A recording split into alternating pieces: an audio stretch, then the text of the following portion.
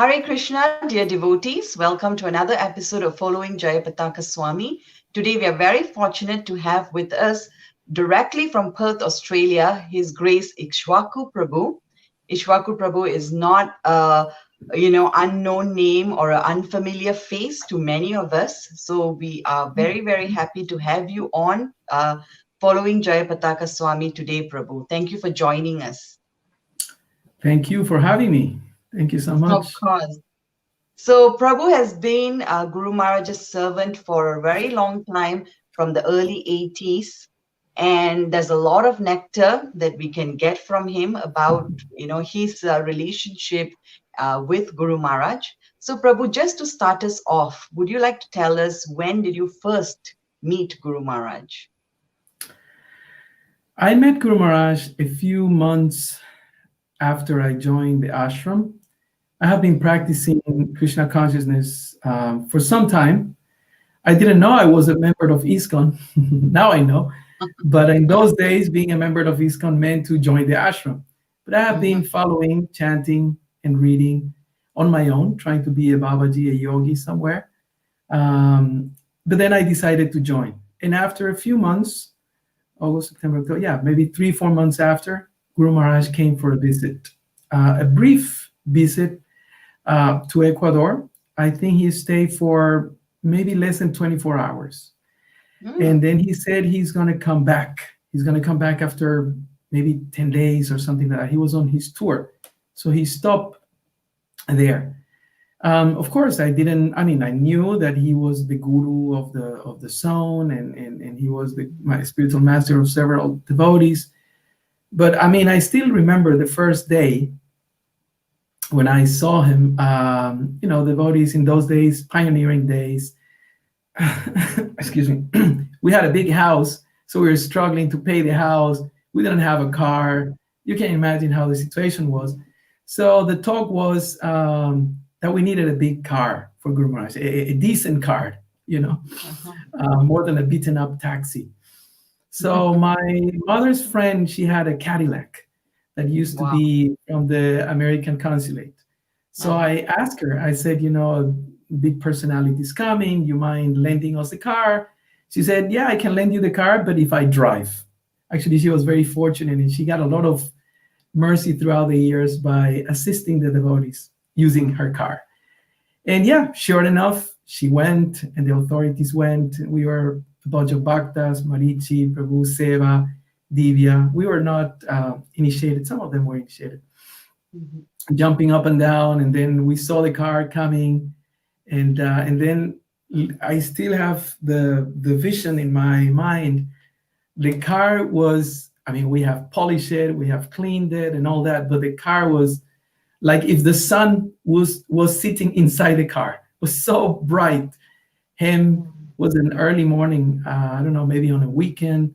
And Guru Maharaj was there with his silk clothes and, his bright and shining persona. He came out, so tall and imposing. It was amazing. I still have those memories fresh in my mind. That's in beautiful. October, maybe October 84, something around that time. Yeah, and I think soon after that you moved to Mayapur, if I'm not mistaken. Well, I stayed in Ecuador for around 3 years. Okay. And Guru Maharaj was really pushing us to establish temples. We opened up 3 temples. We bought a farm. We opened also maybe 2 or 3 restaurants. It was a lot of preaching, big programs, networking with the government, going to universities. It was like, the Hare Krishna explosion in Ecuador version sort of thing. So a lot of was happening. But then I look back and I think it was only 3 years. Soon after that, I remember once I was talking to Guru Maharaj late at night before he went to bed after a big program, and he said that, would you like to do some other services? And I said, well, Guru Maharaj, if you ask me, the service that I would like to do the most is to serve you personally, is to be with you all the time. And he Mm-hmm. said, yeah, but you have responsibilities here. So what I said, look, it's up to you, whatever you decide. He said, oh, okay. So maybe you can join me in Mayapur. And then I couldn't believe my ears. I said, Wow. I threw my passport, I threw my IDs. I wanted to be a Babaji of sorts. He says, okay, let's do one thing, sort your stuff out, and I'll wait for you in Mayapur. So that's how eventually I ended up. After a few months, I was able to make it, and I met him in Mayapur, and I that was early '87, May Early '87. 87. Yes, Mm-hmm. I And came it's so to be nice his to servant. hear you talk about like how, the devotees in the early days toiled so hard and gave so much service, uh, and to make sure we have what we have today. So I think, all the newer devotees and those who are young should always remember this sacrifices that, the pioneering devotees actually did for all of us. And Guru Maharaj is, of course, one of them. And, the Mayapur project is a success. Mhm. A lot of the success is contributed by Guru Maharaj. So you were there in the 80s, Prabhu. Can you tell us a little bit about um, Guru Maharaj's contribution towards the success of the Mayapur project we have today? Well, you see, arriving in Mayapur, for me, to be quite frank, and sometimes nowadays that some of these old photographs of Mayapur before the TOBP started are Mhm. circulating on social media. Yes. And those images are still so vivid in my mind because when I arrived to Mayapur, believe me, I it was just like entering the spiritual world. I mean, I know it's a spiritual world, but in my limited consciousness, that was the equivalent of entering into the spiritual world. Mm-hmm. Especially when I saw Radhamadava, especially to see the love of the devotees, the Bengali devotees for Guru Maharaj. That was something that really impacted me so much that I remember that maybe after 20 minutes or so, that Guru Maharaj told me, go and have darshan, because I was obsessed with him and I was just following everywhere. And he said, have you seen the deities? And then I said, no, no, Guru Maharaj, I haven't. He says, go and see the deities. So I went there and I was seeing the deities. And um, just to illustrate this point, Mhm, I remember mhm, that a few years after, maybe 2 or 3 years after a Gorpunim festival, mhm, after Guru Maharaj takes his safari group of devotees mhm, traveling around, and we have come back to Mayapur. And Guru Maharaj used to ask realizations from all of us participants. mhm, And he asked, I remember that question. And he said, what is your realization after the festival? He asked everybody. And someone said, my realization is that I have been in Maya for so long. So everyone laughed. Guru Maharaj liked it. Um, and the other one, more than a realization, was a question. mhm, And the devotee asked, why is it that every time we come to Mayapur, this is mhm, common for many, many devotees. When you come to Mayapur, it's like you never want to leave the place. I mean, I have seen devotees cried and, so many heart to heart connections mhm, immediately manifested when you go to Mayapur. And Guru Maharaj answered this. And this answer actually something that I have been thinking for a long time, for a few years. mhm, And he said, when Prabhupada says, come back home, back to Godhead. Have you heard that statement? Have you heard that? Have you read that? So everyone nodded, yes, yes, yes, Guru Maharaj. And he says, this is home. This is Sure. what Prabhupada meant. Mayapur is home. Mayapur is the home of Chaitanya Mahaprabhu. And thus, when we come here, we are home. This is back to Godhead. And then I understood, because that was my realization after a few minutes just being there. I thought, this is my home, and I want to live here forever.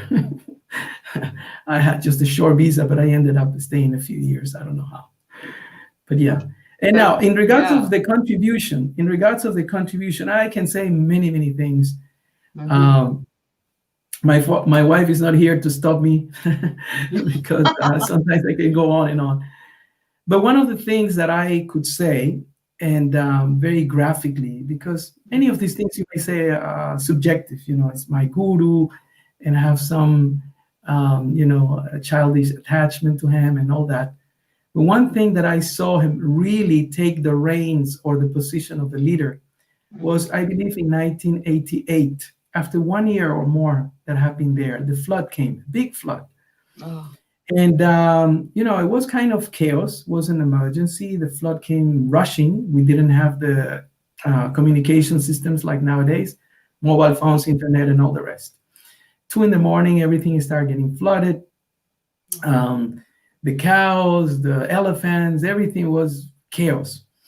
And Guru Maharaj was in Calcutta on his way to his yearly, yearly.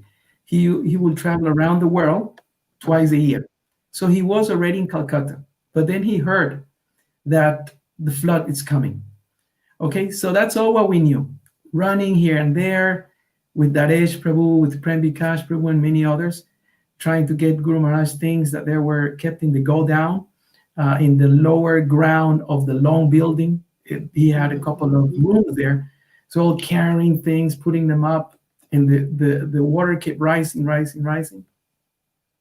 The Gurukul kids literally escaping from the Gurukul because the whole, it's all mud and everything was going. You could see animals floating, dogs and cows and things, not exaggerating, floating around because the water was rushing in the Mayapur compound. Sure enough, at 10 o'clock, the word went out, Guru Maharaj is coming. And us, the servants, we were just a handful of servants, Daresh, Vikash, and a couple others, were told. So I remember we rushed to the long building, to the roof, and we ran to that towards the end that faces the Ganga.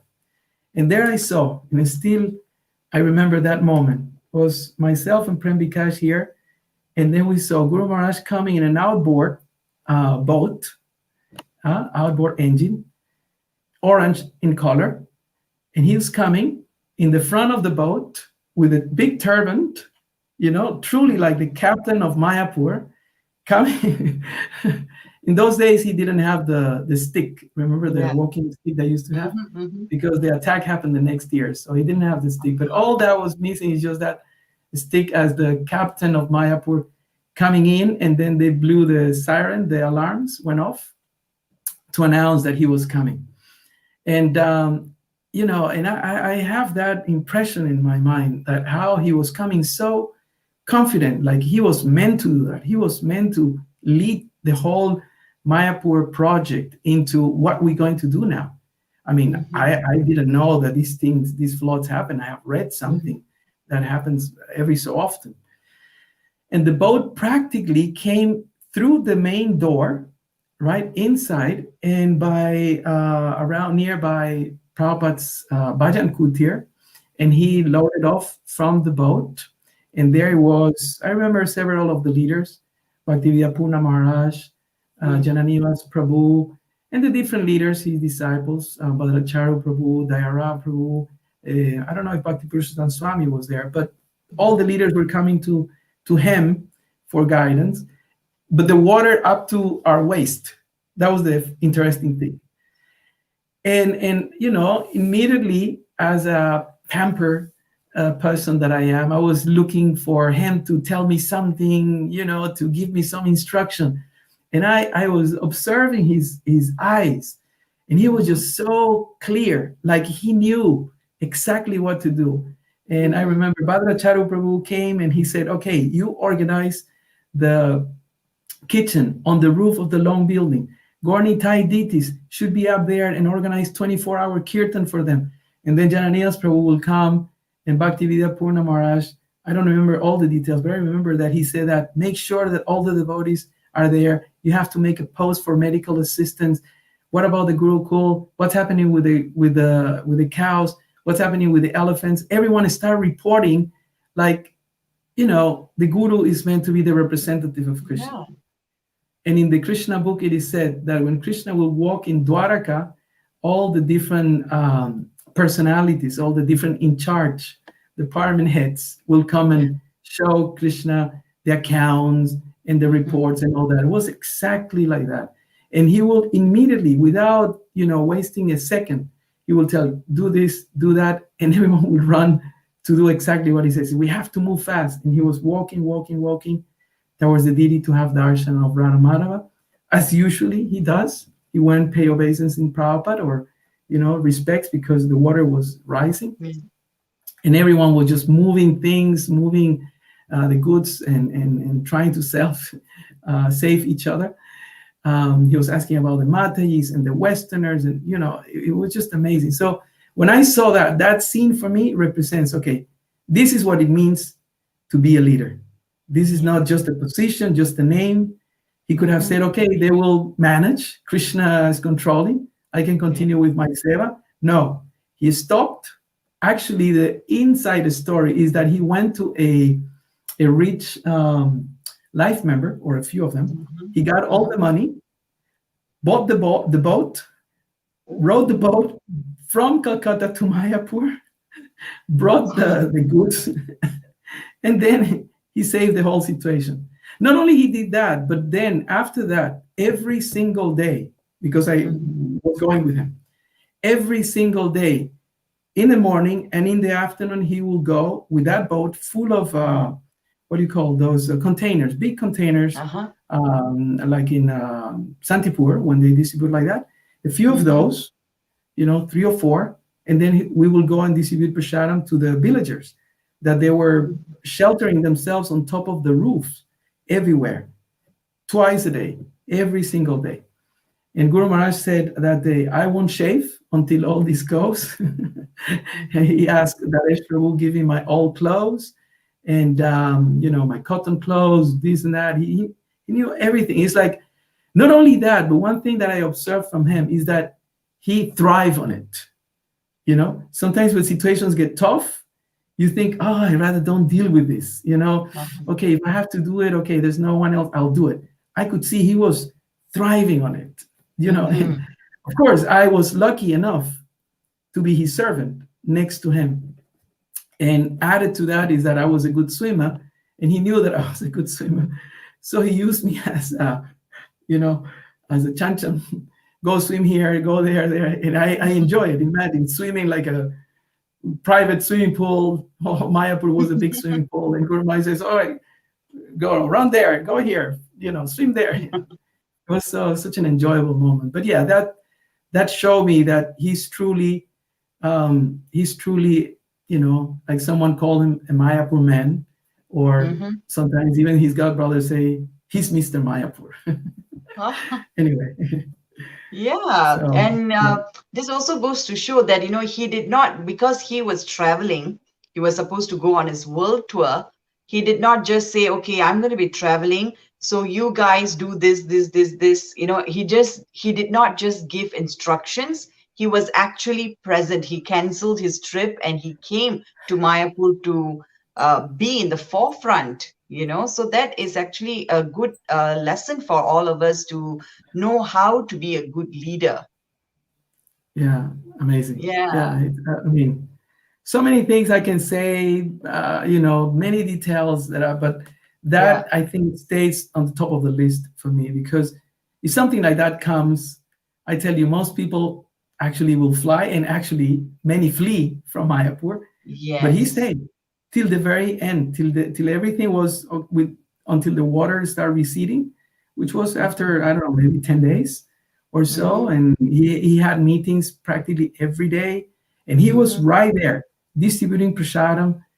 I mean, many details, cobras that's here right. running out of petrol in the middle of the Ganga, but he Mhm. was there, and he was, fired up as usual. Like everything he does is Yeah, fired up. Yeah, very, exactly. very, Even now after the stroke, I don't think the fire has died down. no. He's just focused on serving Srila Prabhupada. Prabhu, you have traveled with Guru Maharaj. I understand that you traveled around the world. And I also know that you were in Malaysia for some time, but I'm not sure if that was part of the travel with Guru Maharaj. But please Yes. tell us some travel related pastimes with Guru Maharaj.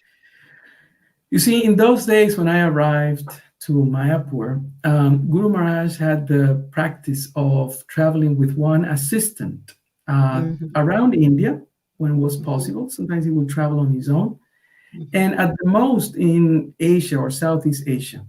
mhm, I traveled with him to Bangladesh, to Nepal, to Thailand, Malaysia, Singapore, and some mhm, parts in South India.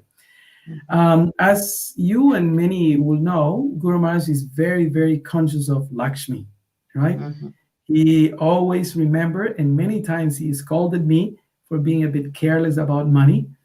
That Prabhupada himself got on his case a few times mhm, because of 10 rupees or something, and why it wasn't written, and so mhm, he's very, very, very careful with money. So now, his world tour, he's mhm. around the world tour, he will generally travel on his own. He only start traveling with a companion, and that after a lot of canvassing Oh, from Bhakti Purushottam Maharaj and senior leaders that were saying, no, it's not, because you see, after his attack in 89, yeah, when he came back, to some extent, we could say his life changed. yeah. Many of us, we thought this is not something that would happen, Mhm, but it happened. Someone tried to take his life. mhm, And so, after a lot of reluctance, he accepted. And I understand Shingeshwar Prabhu and the Malaysian devotees had to do a lot with that, mhm, convincing him and collecting funds for him to travel with a companion. So from that mhm, day onwards, in 89, Guru Maharaj never, from what I understand, he traveled alone. So he would always travel with someone around the world. mhm, Otherwise, he would travel with someone sometimes in Southeast Asia, as I said, in South India or mhm, around India. Um, as I said, I didn't travel, to America or South America with him, mhm, but I traveled in yeah, mostly South India, sometimes mhm, Bangladesh, Nepal, and different places like that. You see, anyway, we are in confidence here, but family talk. But I always compare this, and I don't know. I hope I don't verge into the line of contempt, being too familiar with Guru Maharaj. But the way that I mhm, see Guru Maharaj is like, you see, Krishna says in the beginning of chapter 9 that this devotional service is performed very happily, right? mhm, Very happily. Susukam, you mhm, know? And and you see devotees enjoying prasadam, you see devotees enjoying dancing, devotees enjoying certain services. mhm. But Guru Maharaj is like I have 3 kids, right? And so I know what little boys are Oh, when wow. when they Yes. were little, right? Very energetic, very adventurous, very playful, and that's I think the best way that I can describe Guru Maharaj. I mean, so Mm, pure, so enthusiastic. mhm, It's like a game. Sometimes we will do devotional service and we think, okay, it's my duty. mhm. I have to go out and do books. I have to put up with this situation, with these people, or whatever it is. But Guru Maharaj is like he relishes this. And traveling, I think, is one of his favorite games, if we may say. Okay, playtime. Let's travel. So traveling with him, if I may, make a generic comment, Mhm, for him, I think, you see, he travels mhm. specifically because Prabhupada ordered him, right? Yes. And the pastime, and some of you know the pastime, that, Prabhupada said to Guru Maharaj, and many Mhm, times also he said, that mhm, because he had made so many devotees in America mhm, and around the world, Europe, etc., many of his parents, many of the parents of such devotees uh-huh. were annoyed with Prabhupada doing that, right? Just like in the Bhagavatam, those stories that Narada Muni came and Yeah. preached and they were cursed, etc. So they cursed him. He says that we hope that this man doesn't come and steal our boys and daughters, our sons and daughters. Yeah. So Prabhupada was narrating this to Guru Maharaj in Mayapur, and then he said, "You are sannyasi, so you should take the curse of continuously traveling." like that. And you know how Guru Maharaj it is. He takes something from Prabhupada and immediately he applies it. Yeah. So, in my own speculation, I think that as soon as he start traveling, and Mhm. those who have the opportunity to be close to him, whether in the early days or nowadays, you can Mhm. see as soon as traveling is about to happen, Guru Maharaj Mhm. puts in a certain gear. You know, it's a certain energy, and Uh-huh. that energy is, like a Wi-Fi, like a router. You know, you have a strong signal, right? Uh-huh. And the energy can be felt in every single secretary and servant and whoever comes around at that time. It's like a beehive, and Guru Maharaj is Yeah. sitting there, like, charging his battery, thinking Mhm. about what is his mission, where is he going to go, Mhm. checking with Mahabharata in this case or with other secretaries at that time. What is the next step? Have you contacted this? What are we going to do here? It's 100 little details. I'm not exaggerating. Yeah. From what I have seen him 10 minutes before leaving Mayapur, this is recently, a few years ago, Uh-huh. he's about to go down. The ambulance is there, the bus is there, there are 200 devotees doing kirtan, the whole thing, the whole circus is happening. Mhm. And he's there. um, Mahabharata Prabhu may come and says, Ikshvaku, go and see what's happening. Guru Maharaj, tell him to hurry up, this and that. And he's there. I answer, no? Guru Maharaj, we're waiting. And he's there trying Uh-huh. deciding between 3 or 4 jackets. Which one looks better? Which one fits better? Which one is more practical to take? He is amazing. He does so many things, but at the same time, he's like in control of time. And he's Yeah. trying it and he's showing, and everyone is laughing. So Guru Maharaj, people are waiting for you. We're going to be late. You have to stop here, Rajpur, this, that, the other. So traveling for him, it's like a favorite service, I would say. Mhm. And the way that I say childish game sort of thing. Mhm. Um, like with Prabhupada, airports have become part of Guru Maharaj Leela, have become Yeah. tirthas. I remember moments in the Calcutta airport, in Bangkok Mhm. airport, in the different airports. And those moments also I have seen perhaps like mini temples, Mhm. devotees crying, giving first or Yeah. second initiation. I don't know if I can say this. I have heard him giving the Gayatri mantra practically between glass doors, on the ear of somebody. The last moment couldn't come because of this and that. So many extreme and dramatic Mhm. manifestations of love between guru and disciple in these airports. That is one thing, and as I said, generic because we don't have that much time. Um, Yes. but also on the airplane itself, you know. Mhm. I remember once. We were traveling South India. Mhm. Um, so it was Chennai, Bangalore, and Coimbatore. Okay. So we were stopping in one place. We had a tour like that. Mhm.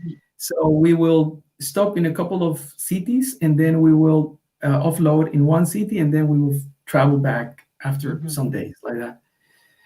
And I remember in one particular city, he was coming from Middle East. So I met him Mhm. in Chennai, I believe, and he had brought Ganga Prabhu was there. He was the temple president at that time in Chennai, Madras. Mhm. Uh, and he had brought a bag of particular type of fruits and nuts and things like that for giving to the deities in one of those Mhm. cities. And he told me to pack them somewhere. And, I packed them like as I thought he told me. But it happened that I packed them in the wrong bag. So at the moment of stopover, we had some time. He pulled the bag that was not the bag that has the fruits in. Mhm. And then when he opened them, and then he called me, he said, "Where are the fruits?" And then I said, "I Mhm. put them in the other bag." He says, "No, I told you in." So it was a confusion, it was a mistake, and my heart sank, you know, because in those days, traveling with the guru, Swami, Sannyasi, Acharya, as we used to call him, he was heavy. So he gave me the sauce right there in the tarmac. And he told me, right now, you do whatever it is, but you get that back from that plane, and I want those fruits out because I'm supposed to give to these deities. I promised them I will bring this. Mhm. Anyway, I went and I lied to the guards and to the airline officers. I said, look, Mhm. my Guru Maharaj, my Swami here, he has a heart condition, and Oh. I need to take some medicines. You have to allow me. I'll sell it to. And I remember there those, the old rifles and the Mhm. mustache soldiers, and they were there. And I Yeah. told the guy from there, and I said, look, if these guys are going to shoot me, I don't care, but I'm going to get that back. He says, no, no, no, sir, we will get them, no problem. So they brought down the bag, and I was able to take the fruits. I took, it was a black bag, and they says, so many medicines, it was full of fruit and dried. So many sentences, yes, yes, Swamiji. But, Whatever he it was, takes. whatever it takes, whatever it takes. But, it's like, sometimes we may think, like when you travel, okay, you check in, you pack, Mhm. you check your bags, and that's it. You sit and you wait 10 hours, 12 hours, 4 hours, whatever the flight takes. With Guru Maharaj, it's never like that. It's Wow. always somebody that he wants to preach, something that he wants to do. It's like constantly, it's amazing. It's like a traveling temple full of activities, and there you are, tired, your mind, already overwhelmed with so many challenges, but he's like nothing. This is fun. Come on, we have to carry on having fun. So yeah, traveling is one of the most intense services. That's why, believe me, and I say this as a message to everyone, those devotees who are able to travel, especially like, for long runs, like Mhm. Mahabharata Prabhu, Ekanath Prabhu, and some others that have lasted for so long, I tell you, these people are like the greatest, because the amount of mental stamina, mental and physical stamina Yes. that you require to travel with Guru Maharaj is amazing. Even in this condition, even more so in this condition. Yes. Anyway, as I said, there are many, many, many details, but what I say is that Guru Maharaj makes traveling even a very devotionally intense Mhm. experience, That's a So, really nice term that you brought out there, traveling temple.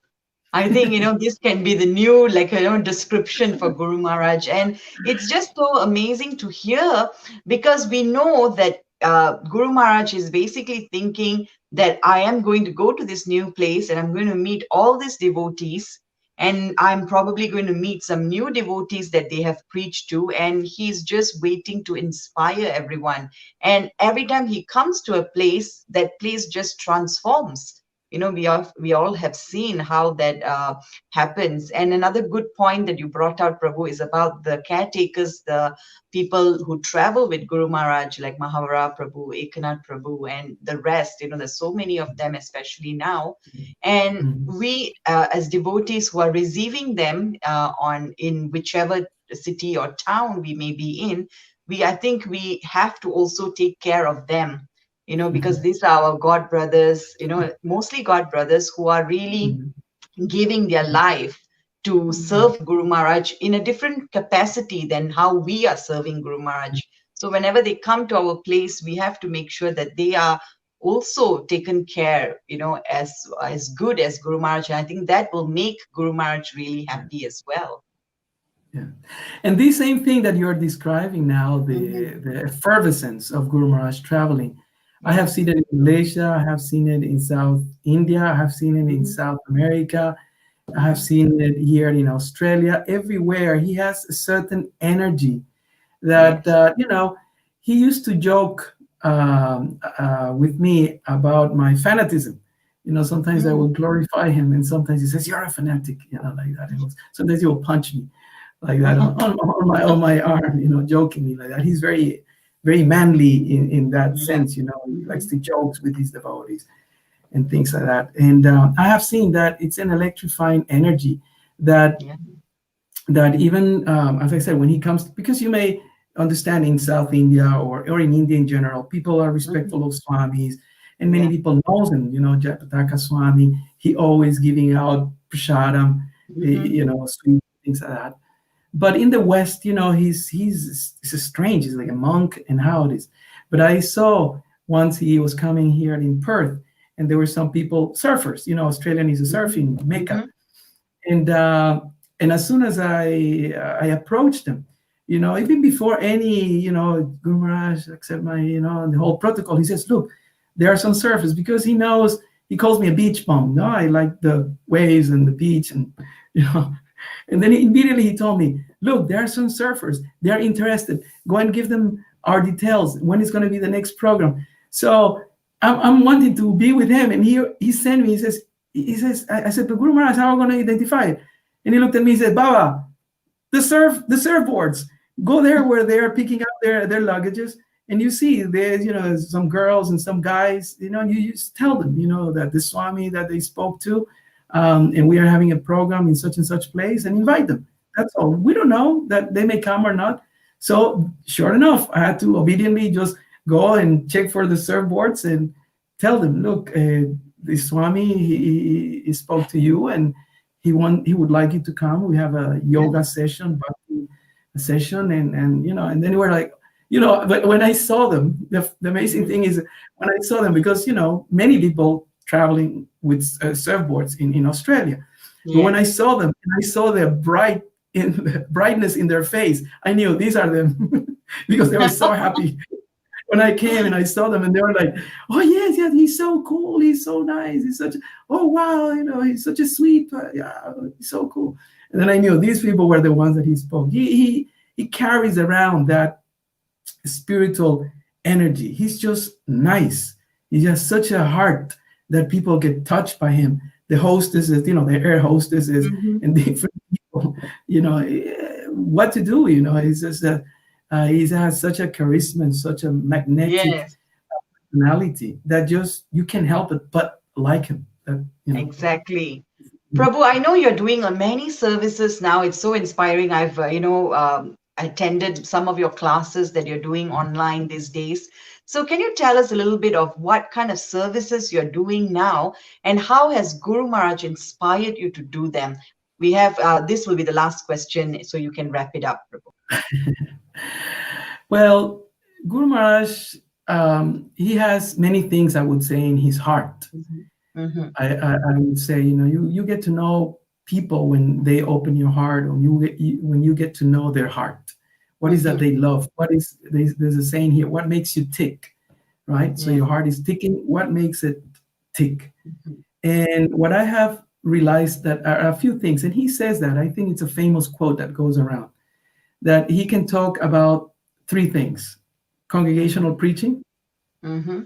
Mayapur, and Chaitanya Mahaprabhu, right? Yes. Yeah, of course. So, as I said, the first time I went to Mayapur, I felt this is home. This is my home. My Guru Maharaj lives up here. I Yeah. used to sleep in the roof or on the balconies in those days, like all the brahmacharis we used to do. And so that's home. Guru Maharaj always wanted me to come to Mayapur to stay or spend significant time of my year there. So that was my long time desired to go back to Mayapur. Finally, I was able to wrap my things up here, and I went to live in Mayapur to be closer to him.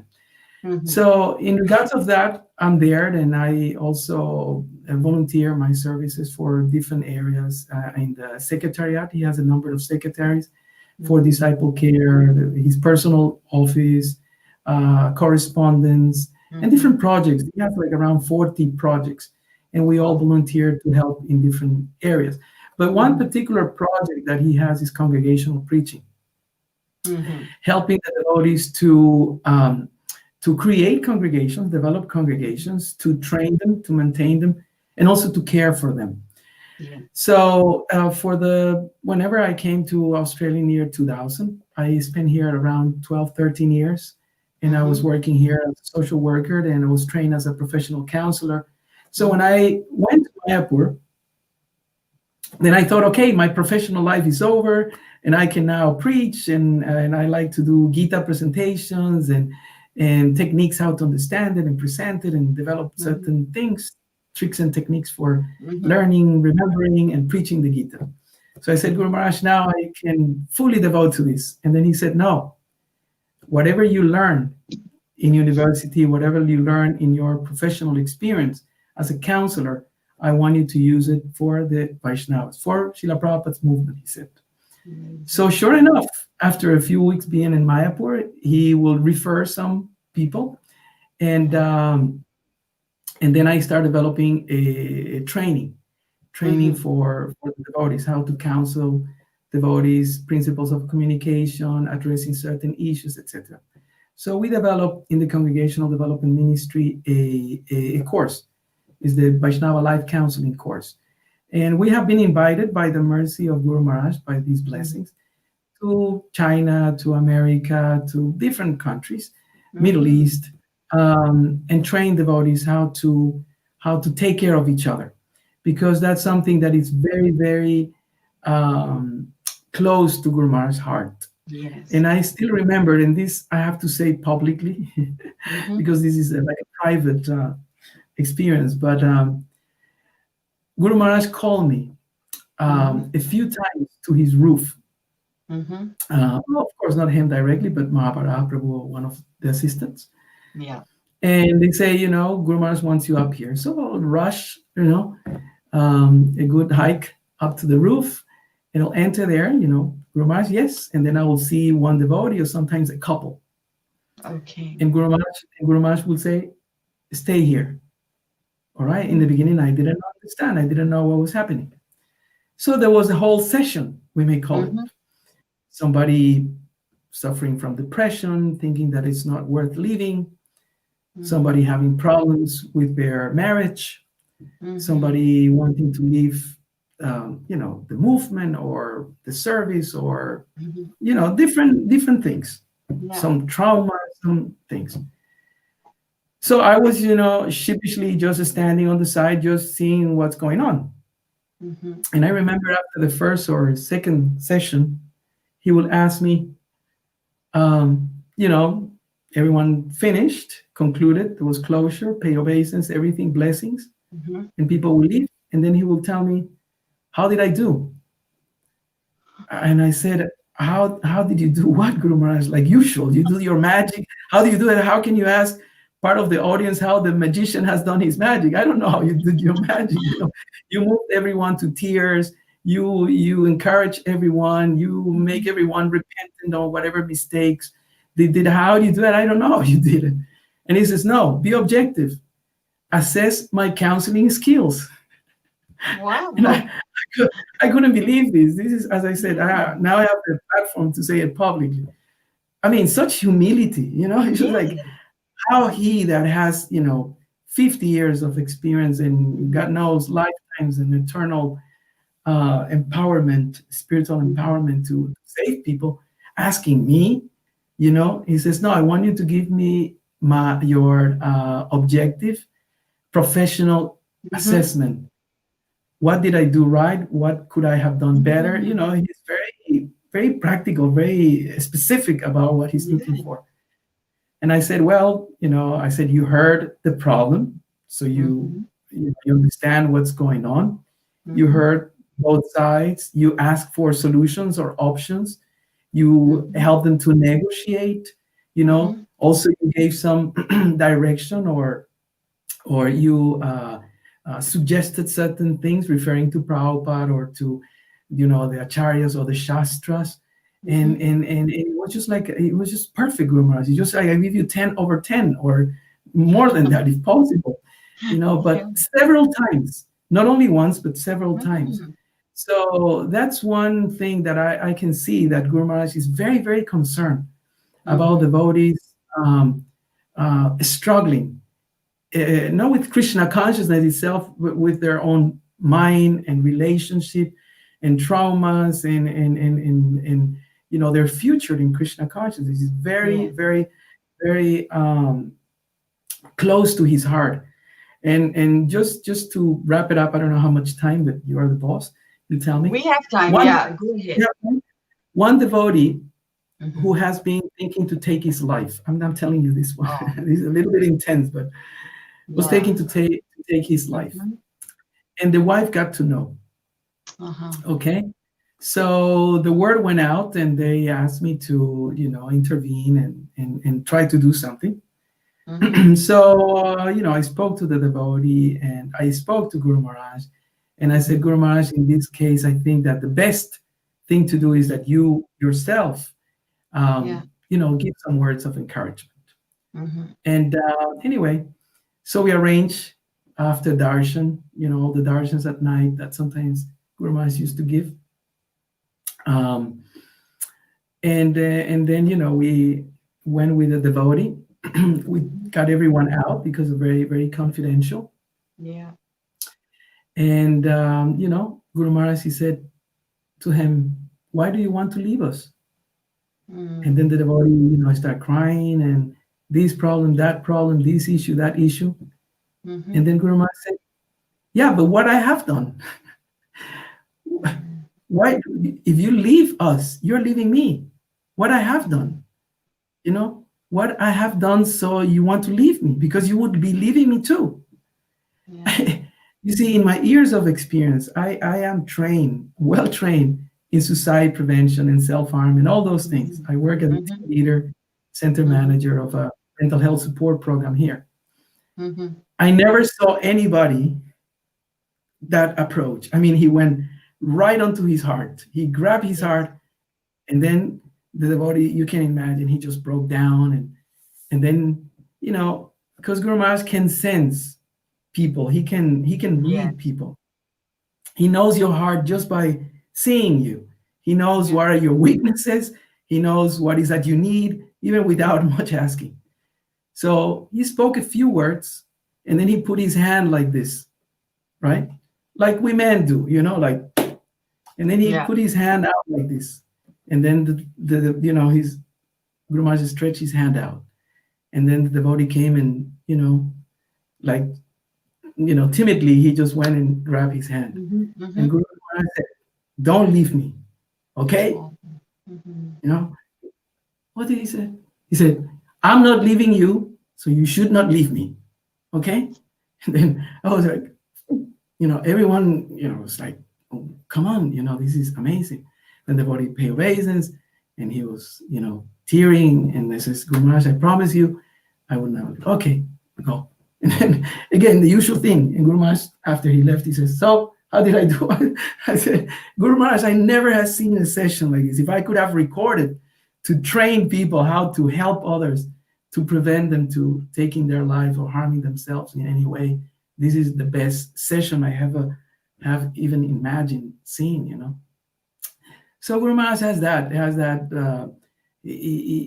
One time he was in here in Perth, Mm-hmm. and he was giving a class at Mm-hmm. night. Actually, the line was that he would Mm-hmm. just do interviews, and there won't be Mm-hmm. class. Okay. Somehow, I forgot exactly what were the details, but somehow between the leaders here, Sitaram Prabhu and others, we have concluded there is no class. So the Mm-hmm. announcement was there is no class, right? Guru Maharaj had said something like, "We will see," or something like that, because there was Mm-hmm. tight schedule. And then time after the Sandhya Arti came, and he was busy, and then he said, "So, what time is class?" And I said, "No, Guru Maharaj, there's no class." "What do you mean it's no class? Who said there's no class?" And then I was like, "No, he said, you said." I said, "Guru Maharaj, but I says, listen, go and announce everybody that there is class. I will be giving even a short class." And so there was no class. We thought there was no prasadam arrangement, of course. And then I just tried to justify. I said, Guru Maharaj, there's no prasadam arrangement. He says, listen, just get people and have some faith. Many times he says this to me, have some faith. We start calling people, devotees came. This is pre-stroke. Yeah. Nice program. And then we were whispering to each other, "Hey, can you bring some sweets? Can you get some? Can you cut some fruits or something?" Anyway, it turned out to become a feast, and Wow. then everyone became so enthusiastic because the word was out. Guru Maharaj Yeah. wants class. He's not happy. There's no prasadam arrangement. Let's do something. So everyone started rushing. It was like the miracle of the fish of the bread in the Bible. If those who are familiar about it. And it was like an amazing. He gave such an amazing class, such an amazing class. All what I remembered of it is that he was literally pouring his heart out. Mm. He was talking about Panihati. He was talking about, typical Lord Chaitanya's movement and his mood and his magnanimity and all that. I remember he was just like pouring his heart out. Mhm. And everyone was so ecstatic. It was just a simple class of the Bhagavad Gita. That's it. So he said, okay, now you go and take prasadam and, enjoy Haribol, Haribol. So he went and he stand in front of the deities, was praying, and then he went to his room in the corridor, and I followed him. And then the Mhm. devotees were meant to take prasadam. And I was so ecstatic. And I said to Guru Maharaj, I said, Guru Maharaj, you should write a book. You know, and he's, I mean, he's emotional in one sense, as you can see when he gives classes, he Yeah. cries, he shouts. Mhm. Um, but on the other hand, he's a very pragmatic person, right? Mhm. And Yeah. sometimes he switches from one to the other, right? Mhm. He doesn't want he doesn't what do you call uh, prompt these materially emotional Mhm. approaches. Sometimes he gets very objective. So he Mhm. looked at me very stern and he said, "A book about what?" And like he caught me. And then I said, "A book about being nice." Guru Maharaj, you're such a nice person. Just, you can just sit there and you don't have to even say anything. Just being nice. Yeah. People are attracted to Krishna consciousness. People are inspired by you. Mhm. You're just a nice person. How to be nice? And then he said something like, "Wow, yeah, that would be a bestseller. How to be nice." like sarcastically. And you're like such a fanatic. He always jokes about me. Mhm. But yeah, he's just a wonderful person to be around. I often say this pastime, but I remember once Ekanath Prabhu came a few years ago. We Mhm. had a retreat here, and many of the new devotees were serving Guru Maharaj close to him, and then we saw our opportunity to go to the beach because we were next to the Ah. beach, and I love the beach, and Ekanath, he doesn't mind. So he says, we got a little boat. Come on, Ekanath, let's go. So we were there, and it was such a beautiful situation, Mhm. sun and devotees and Guru Maharaj there. Beautiful place. Australian beaches are one of the best, some of the Yeah. best. And I asked this question to Ekanath Prabhu. I said, Ekanath, how is it that you lasted for so long? I mean, I stayed a Mhm. few years and I got married, and I Mhm. I I, didn't continue to travel with him. But you know, despite being married and all the rest, you have traveled for him with him for a long, long, long time. How did you Mhm. do it? And I remember this answer that he gave. He said, because being with Guru Maharaj is fun. That's the simple. Yeah. I thought, maybe a philosophical thing, or Yeah. this, and I have a realization because being with Guru Maharaj is fun, and that's what I refer to what Krishna says in the Gita, that this devotional service is performed very happily, susukam, That's very right. happily. Mhm. So as soon as we come close to Guru Maharaj, immediately everyone smiles, everyone feels energetic. I have heard stories, many stories in different parts, that as soon as Guru Maharaj has arrived to that city, Mhm. people that never have met him have experienced something is going on, right? Something this day is different. I have heard Yeah. several stories like this. And then they happen to have come to the temple, been invited to the program, to Guru Maharaj classes or some function, and then they meet this person, and that person changed their lives. It's like that. And I have seen that since my early days as a bhakta. Mhm. I have friends, my mother, my relatives, they saw him till today, after the 89 attack, Yeah. after the 2008 stroke, Mm-hmm. after the many emergencies, air, what do you call, ambulance, air flights, and all Yes.